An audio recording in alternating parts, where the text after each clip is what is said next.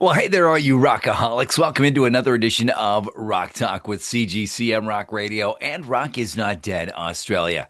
You know what you got to do? Take that time and click that button, that like, that share, that subscribe, drop a comment as well. Hit that bell icon and stay up to date on all things Rock Talk.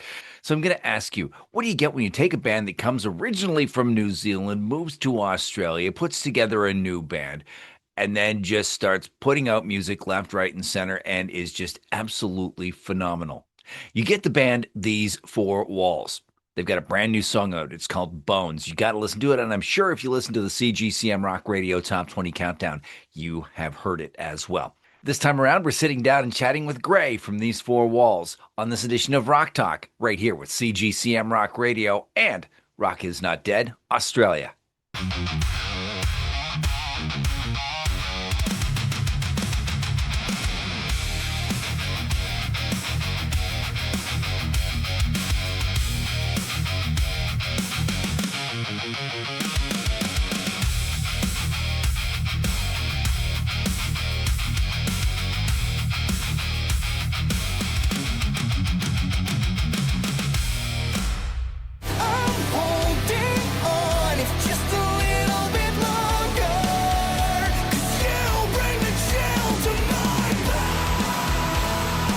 And hey, look at that. We are back in Brisbane this time around on Rock Talk with CGCM Rock Radio and Rock is Not Dead Australia. Joining us this time around from Brisbane, we've got Gray from These Four Walls. Welcome into Rock Talk, my friend.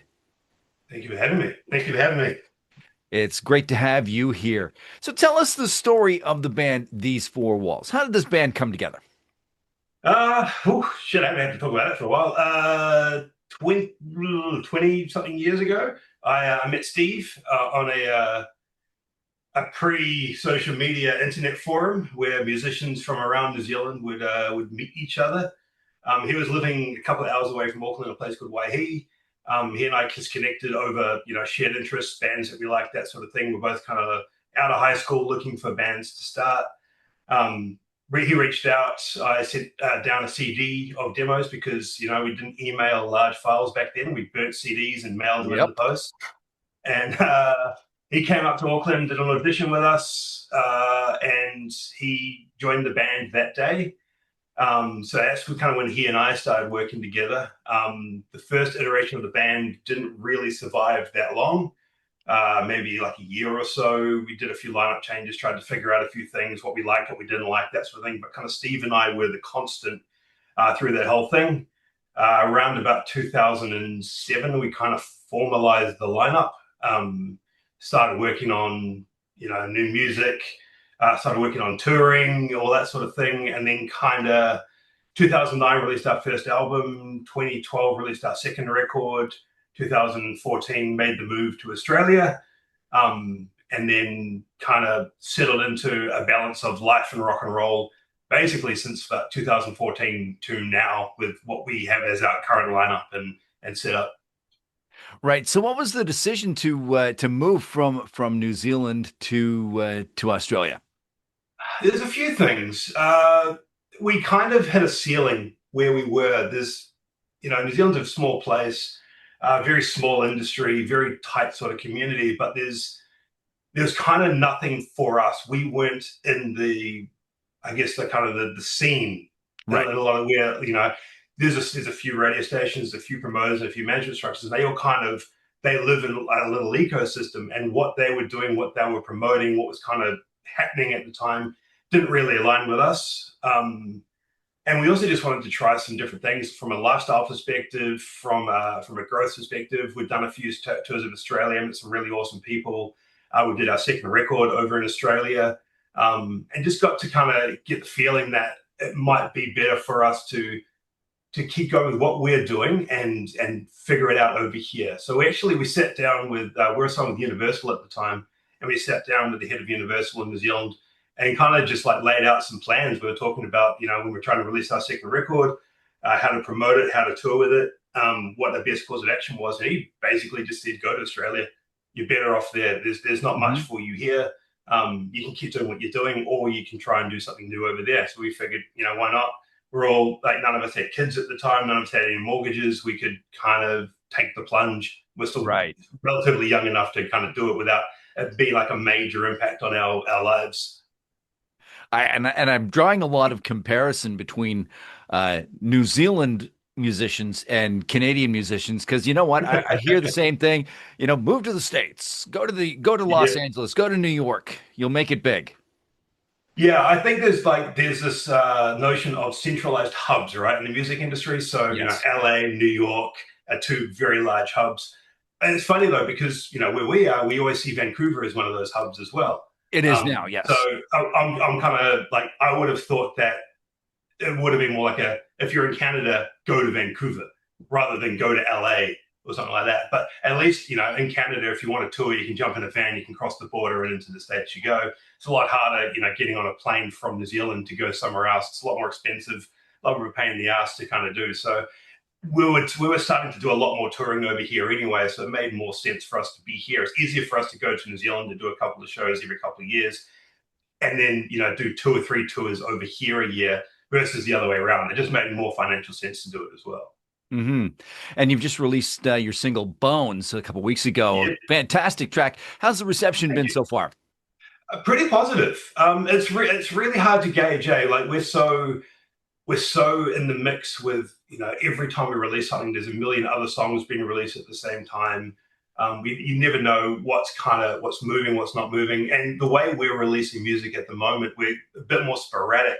Mhm. We'll work on a couple of songs, we'll go into the studio, do some recording, but we do very much live in our bubble. So when we go to release songs, there's always an unknown of what's going to stick and what's not going to stick. But like Bones has done very, very well.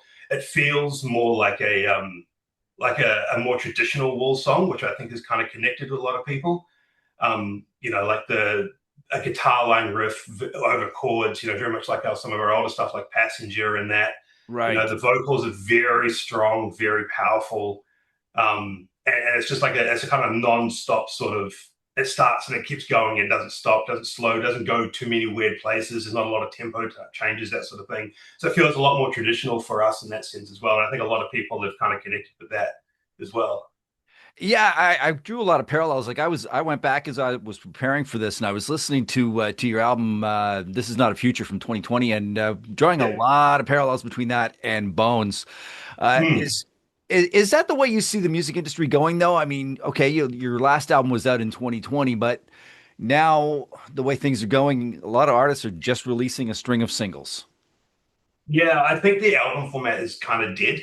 I've thought this for a while, to be honest. I mean, I know Sally Erno from Godsmack has been quite vocal, and a lot of other, large artists have been vocal about it as well. The idea of locking yourself away in a studio for 9 months to a year, working on your whole album, releasing a single, and then releasing your album, it doesn't work anymore because we live in a world where everything you release is dead in a couple of weeks. Yes. Whether it's an album, whether it's a single, whatever.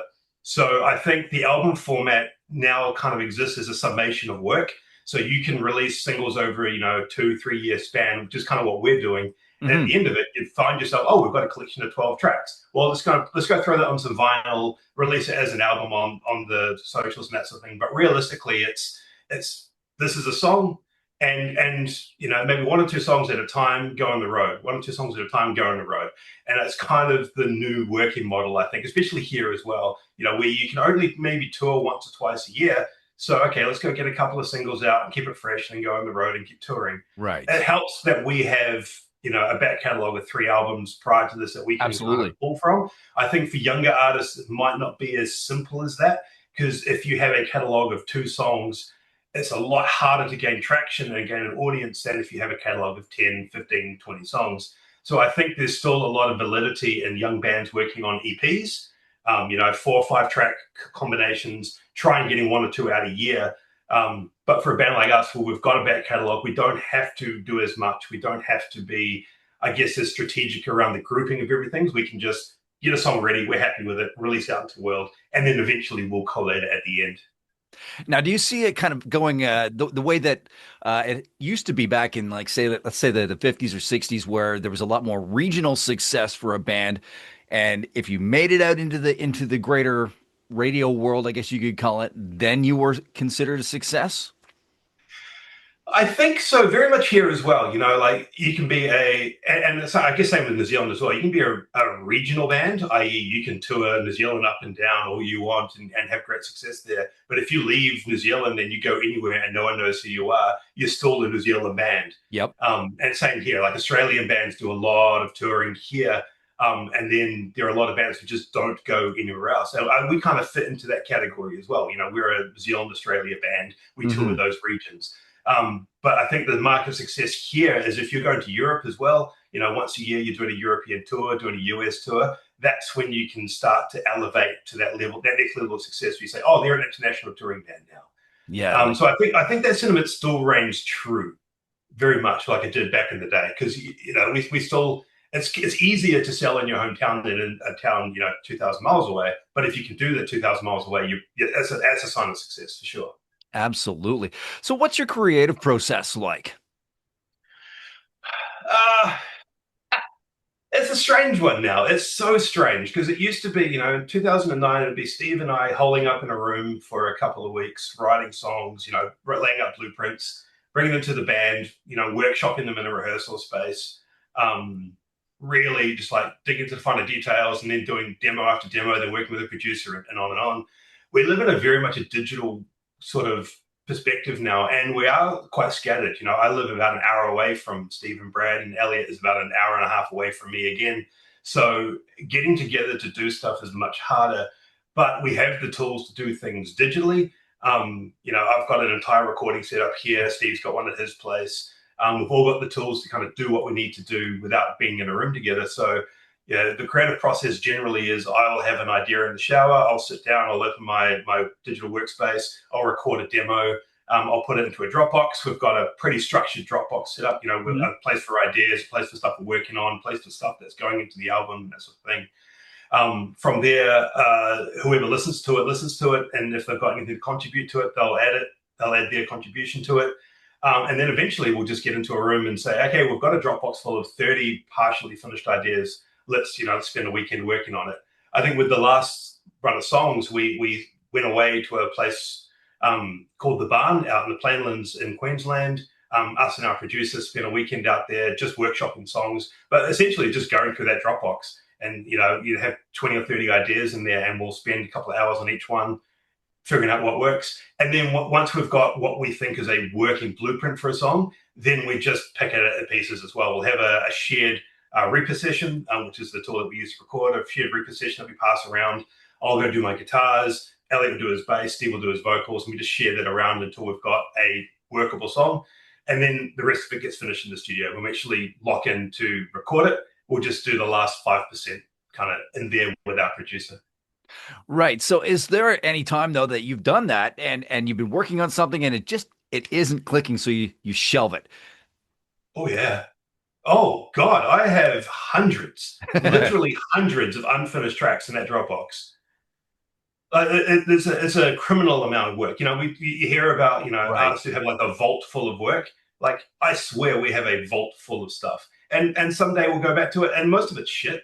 To be honest, like not everything is going to be fantastic. And what could feel like a good idea at 2 in the morning is a terrible idea at 8 a.m. So there's a lot of garbage in there as well. But yeah, there's like if we had the time, the resources, and the energy, we could sit in a room for 6 months, go through that Dropbox, and probably create 2 or 3 albums worth out of it if we wanted to. And it's interesting that you say that because we're the same way here at CGCM Rock Radio, where our DJs are scattered across various parts of Canada, and we've got a Mm. OneDrive. And I do a lot of the commercials and stuff like that for the radio station and ideas for different guys' shows. And we've got a OneDrive, and there is just like bits and pieces of ideas. Me making crazy sounds and voices and stuff like that. Yep. And guys just they'll pick at it and say, "Yeah, take this from this and this from this and put it in here and there." Oh yeah, it's kind of the way we work. We're similar to like a business, right? So if Yep. you're in a business, you have your SharePoint site. Everything is done in there. That's your folders, your collateral, your marketing, or your sales stuff. Everything kind of lives in that folder, and you pick and choose what you need, and you grab it as you go. We've got our demos in there. We've got our artwork, all of our Yep. touring stuff, all of our photos. Everything kind of lives in there to some degree. And it's like, oh, okay, we need to get some collateral out to our tour promoter over here. So any one of us can just go and Dropbox, grab some photos, and send them off. And it's a good way to run things centrally because like it's just so much nuisance to have to go back to Brad, our drummer, who's a graphic designer. Like, hey, we need some logos. Can you whip up some logos? Like, get them out of the folder, you lazy bastard. So It's like it's the good having those tools there. absolutely, but at the same time, it's like the Johnny Cash song, one piece at a time, you know? Yeah, so that's how it feels at the moment. Just one small piece at a time. Every time we try and do something, because like I'll put something in the Dropbox. Someone to get to it. Yeah, maybe I'll get to it next week. All right. Yeah. So what's the rest of 26 looking like for you? We're off on tour in June. We've got some headlining shows in New Zealand and Australia. We've got a few irons in the fire for some tour supports for later in the year. Can't say much about that at the moment, but there's a few things going on in the background that we're working on with a few promoters that we're linked up with. We are going to, funnily enough, try and finish this record because we've got, I think, 9 songs recorded. We're a couple of songs short from a full collection, so we're going to get back in the studio and finish those. Hopefully, release the record by the end of this year. Looking at a full physical release as well, so some vinyl, CDs, that sort of thing. Um, that's about all we can manage at the moment. There's still obviously life in the world around us going on. Everyone's got families and kids and jobs, and it's not the full speed ahead as it used to be. But we've found a really good sort of comfortable level that we can still produce music, do it in a timely manner, get out on the road when we need to and tour. So we've found a good balance. We're kind of sticking with that status quo at the moment. Very cool. Now I got to ask you, every one of the artists that I've interviewed have got that one song that comes on the radio or comes on their Spotify, whatever, and you just stop dead in your tracks and go, damn, I wish I wrote that. What's yours? Um, Blackbird by Alter Bridge. Oh, Um, yeah. I think I would say there's a few perfect songs, but I think they're perfect because of who made them, right? So, look at a song like Everlong by the Foo Fighters. I would say Yep. that's about as close to a perfect song as you can write. Would it sound as good with us playing it and Steve singing it versus Dave Grohl singing it? Probably not. But I think there are songs that that we could have fit into our discography that wouldn't have gone to Australia. I think Blackbird's kind of one of those. And every now and then I'll hear like a Seven Dust song. It's like, man, I wish I wrote that riff. But it's more like bits and pieces, like Right. ideas, bits and pieces that I like. I hear like far out that would have been cool to throw into one of our songs. Awesome. Now, one of our sponsors here on CGCM Rock Radio is Iron Maiden Trooper Beer. And Ooh, yes, we got damn lucky getting that one as one of our sponsors. Now, as everybody knows, Yannick, the third guitarist for Trooper or for Iron Maiden, is the guy that drops his guitar or falls on his face or whatever. Have you guys had a Yannick moment on stage? yeah, it's me. I'm that guy. If there's something to trip over, I'll trip over it. I am far out. I'm flat-footed and lead-footed at the same time. Yeah, too many times. Like, no, thankfully, I haven't had any serious injuries, but yeah, if there's a fallback monitor to trip over, I'm tripping over it. I remember years ago playing a show at a place called Shadows in Auckland, um, having a bit of a rock star moment where I crowd surfed with the guitar through over the crowd and may have had a bit too many troopers in my system at the time, and kind of like found my way back to the stage. Completely fell off the stage on my return, and then just handed my guitar to someone in the crowd so I could balance myself and get back on. That guy actually walked off with my guitar Oh, mid set, so I had to run back off the stage to grab him, grab my guitar, and get back to the stage. Luckily, we'd finished the set, so I wasn't missing any notes or anything. But yeah, that was a fun one. I think, yeah, back then we were a little bit more wild on stage. I think I know what my knees can do now, so I'm not going to jump off too many things. But yeah, I will still trip over a cable pretty much every show, um, almost without a doubt. Yeah. there you go. So now, before we wrap up this interview, I like to do a little thing called the wrong game. It's a throwback to when I was a morning show host. And what I want you to do is I'm going to give you some rock questions, and I want you to answer these with the wrong answer. All It's right. just a little bit of Well, nonsensical I'm gonna get them wrong anyway. I don't know anything. fun. What band recorded the song Drop Dead Legs? Big legs. I don't know. The tarantulas. Who recorded Whole Lotta Love? I love. See, I'm not witty enough for these short fire answers. Whole lot of love. Pussycat Dolls. There you go. There you go. What's the name of Bon Jovi's lead singer? John Bovey. Which band released Morrison Hotel? Morrison Hotel. Oh, Morrison Hotel.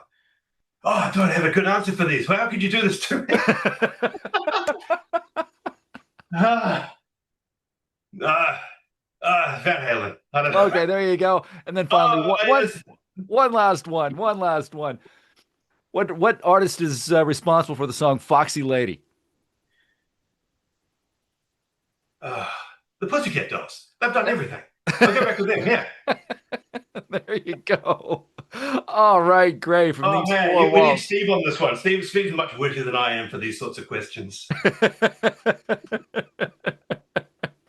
The last time I did this on my morning show, I asked a question about what game is played on ice with knives strapped to your feet.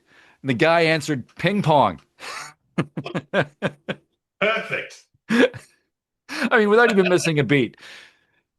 All Yeah, right. see, I need to think about my witticisms. I'm much better over text. There you go. Gray from these four walls. Thank you for joining us on this edition of Rock Talk. Take a few more seconds and shamelessly self-promote the band. Shameless self-promote the band. All right, these four walls. We have a brand new single called Bones out on all platforms. Everywhere you want to listen to music, you can find it. If you are in the Australia, Greater New Zealand regional area in June, you're looking for some live rock and roll, we're playing Auckland, Brisbane, Sydney, and Melbourne in June. We will be back out on the road later in the year with some more regional dates as well.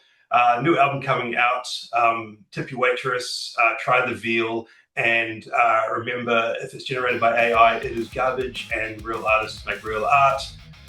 There you go. That's my shameless plug for the time being. Awesome, awesome. And don't forget, guys, like, share, subscribe, support these four walls, support Rock is Not Dead Australia, CGCM Rock Radio, and we'll catch you again next time on another edition of Rock Talk.